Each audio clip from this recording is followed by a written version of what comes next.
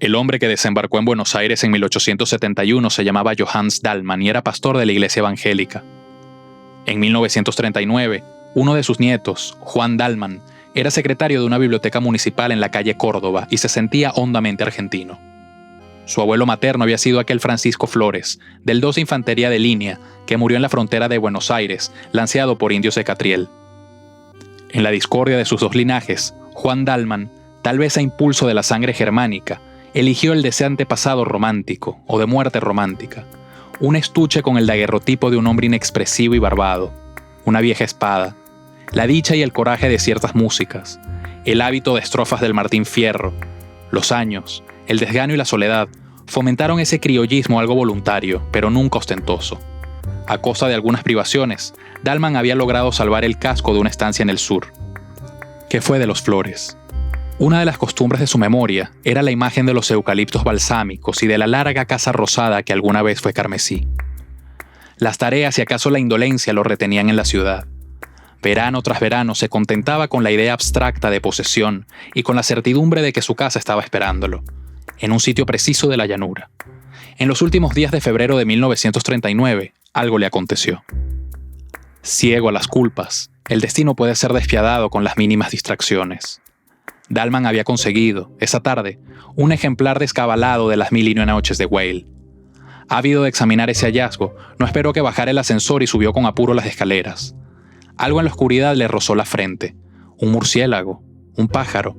En la cara de la mujer que le abrió la puerta vio grabado el horror. Y la mano que se pasó por la frente salió roja de sangre. La arista de un batiente recién pintado que alguien se olvidó de cerrar le habría hecho esa herida. Dallmann logró dormir, pero a la madrugada estaba despierto y desde aquella hora el sabor de todas las cosas fue atroz. La fiebre lo gastó y las ilustraciones de las 1001 noches sirvieron para decorar pesadillas. Amigos y parientes lo visitaban y con exagerada sonrisa le repetían que lo hallaban muy bien. Dallmann los oía con una especie de débil estupor y le maravillaba que no supieran que estaba en el infierno. 8 días pasaron, como 8 siglos.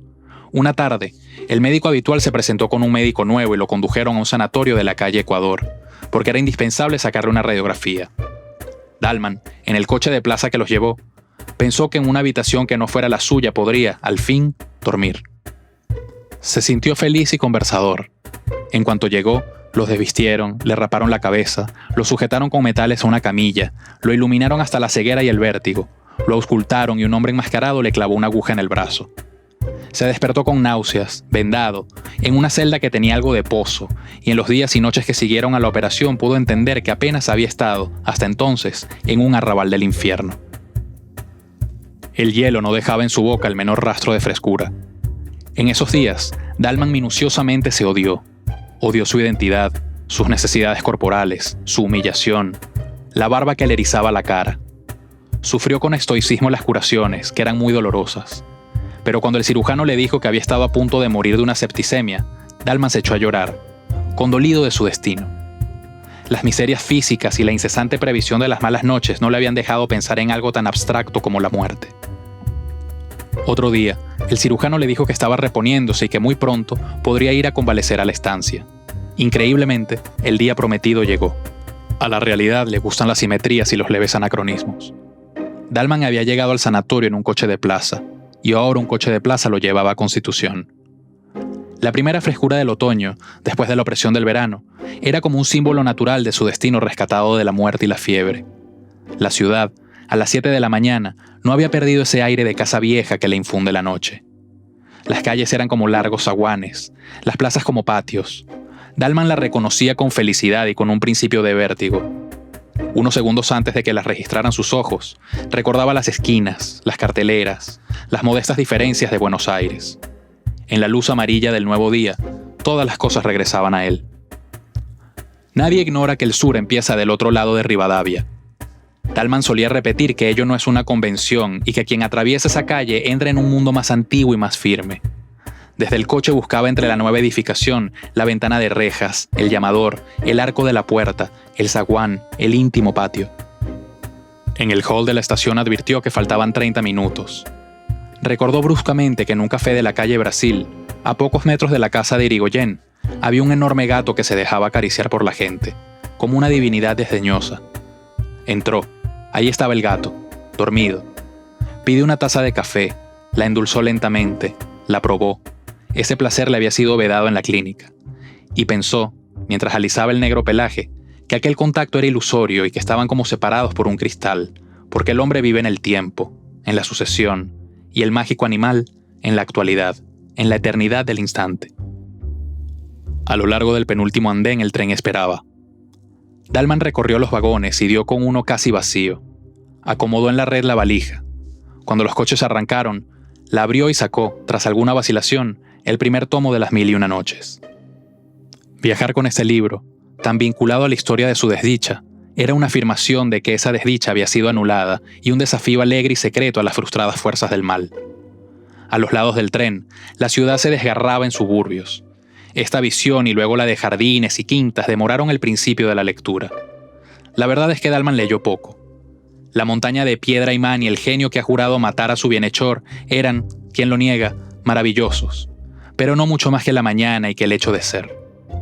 La felicidad lo distraía de Sherezade y de sus milagros superfluos.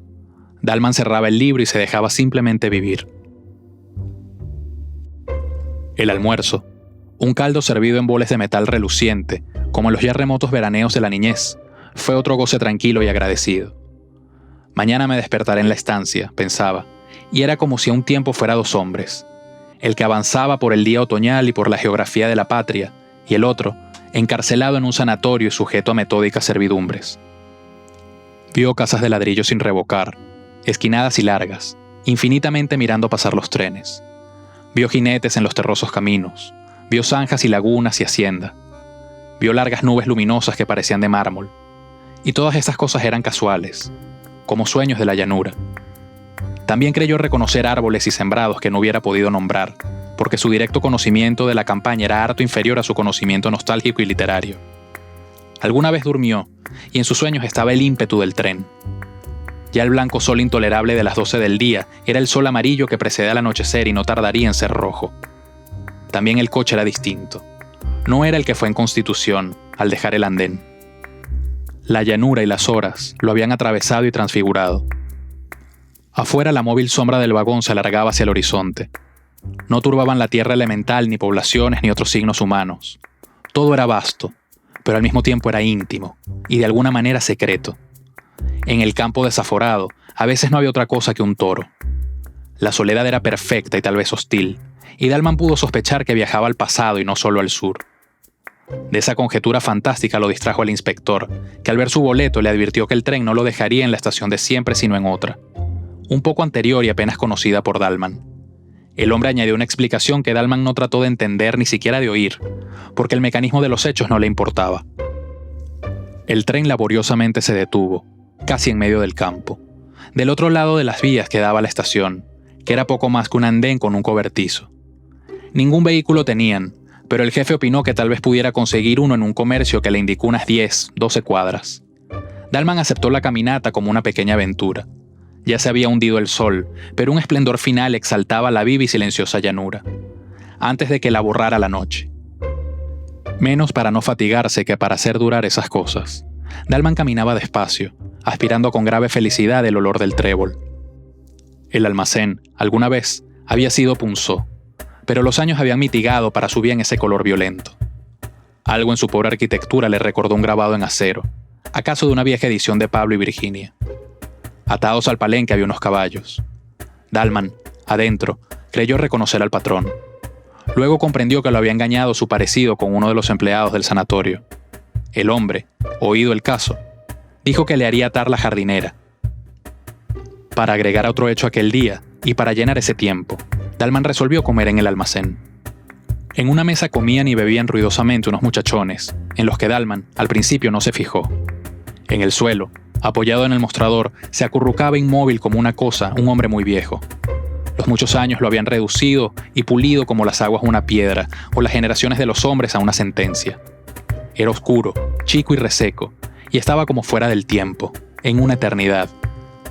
Dalman registró con satisfacción la vincha, el poncho de bayeta, el largo chiripá y la bota de potro y se dijo, rememorando inútiles discusiones con gente de los partidos del norte o con entrerrianos, que gauchos de esos ya no quedan más que en el sur. Dalman se acomodó junto a la ventana. La oscuridad fue quedándose con el campo, pero su olor y sus rumores aún le llegaban entre los barrotes de hierro. El patrón le trajo sardinas y después carne asada. Dalman las empujó con unos vasos de vino tinto. Ocioso, paladeaba el áspero sabor y dejaba errar la mirada por el local, ya un poco soñolienta. La lámpara de querosén pendía de uno de los tirantes. Los parroquianos de la otra mesa eran 3. 2 parecían peones de chacra. Otro, de rasgos achinados y torpes, bebía con el chambergo puesto. Dalman, de pronto, sintió un leve roce en la cara. Junto al vaso ordinario de vidrio turbio, sobre una de las rayas del mantel, había una bolita de miga. Eso era todo, pero alguien se la había tirado. Los de la otra mesa parecían ajenos a él. Dalman, perplejo, decidió que nada había ocurrido y abrió el volumen de Las Mil y Una Noches, como para tapar la realidad. Otra bolita lo alcanzó a los pocos minutos, y esta vez los peones se rieron. Otra bolita lo alcanzó a los pocos minutos, y esta vez los peones se rieron. Dalman se dijo que no estaba asustado, pero que sería un disparate que él, un convaleciente, se dejara arrastrar por desconocidos a una pelea confusa. Resolvió salir. Ya estaba de pie cuando el patrón se le acercó y lo exhortó con voz alarmada. «Señor Dalman, no les haga caso a esos mozos, que están medio alegres». Dalman no se extrañó de que el otro, ahora, lo conociera, pero sintió que estas palabras conciliadoras agravaban, de hecho, la situación.